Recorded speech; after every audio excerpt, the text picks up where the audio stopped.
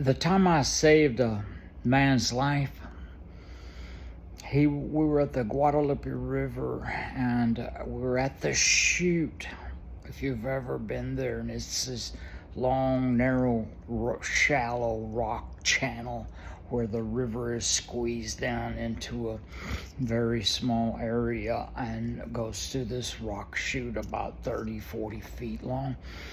And we were watching a guy come down that, nosing his canoe into that chute, when the boat turned sideways and tipped up towards the onrushing river. And when it did that, the entire boat filled with water. Instantly, the whole river channeled down into that one little section, and the guy flipped out of the boat and under it into this narrow rock channel, a little about as wide as the boat, and a couple of inches, 10 inches deeper. And he got wedged under the water, his head under the water, wedged into this channel where he couldn't move. And the only thing showing was his forearm with his hand out of the water, grasping onto one of the crossbars of the canoe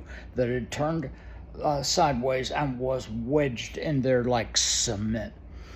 And there was a bunch of guys around, including me and Fred, and they jumped in immediately and grabbed hold of his wrists and were trying to pull him against the current of the river. But the only way that they looked like you could do it and pull him against the river and back up and out.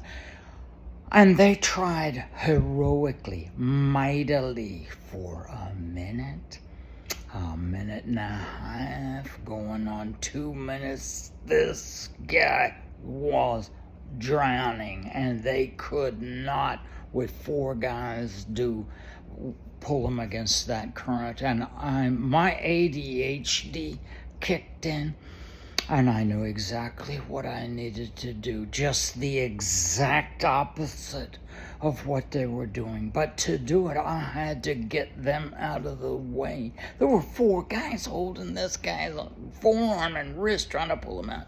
I had to jump in there, knock them away, and grasp hold of his thumb and then each finger and pry it loose from this crossbar. And minutes were going by. Say, he'd been under there at least 2 minutes or more. And his death grip on this crossbar, his last hope of survival, I went completely against that and had to pry his hand off. And I stuck my other hand down under the water, under the boat where his head was. I put my hand firmly on the top of his head and shoved with all my might. Pushed him further under the boat, totally against his instinct and everybody there. And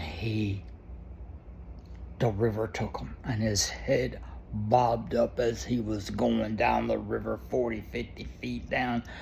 He was all skinned up and scratched up from the being wedged under the boat into rock.